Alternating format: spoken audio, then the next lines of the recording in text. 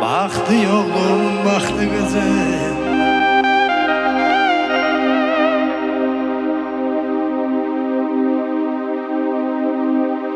Bu ne kardır, bu ne boran?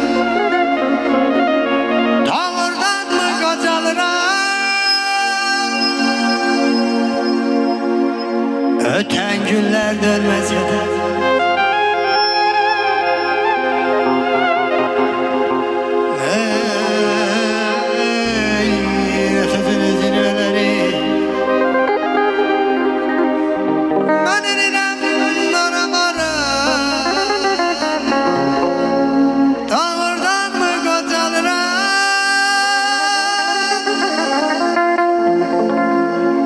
Dağırdan mı kocan?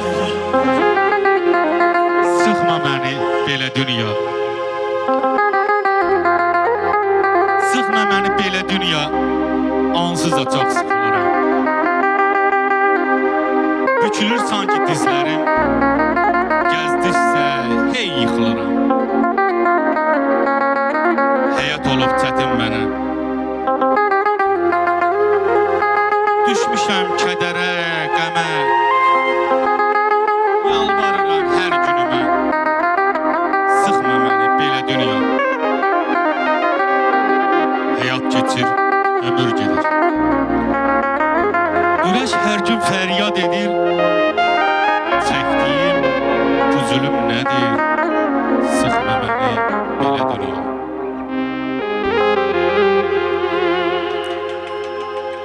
Karanlık bir gün, Allah xoşbəxt eləsin. kavuştuk biz bir gün, ayrıldık biz bir günler. Canım Leylim, gözüm Leylim, Leylim, Leylim, canım Leylim, gözüm Leylim, Leylim, Leylim.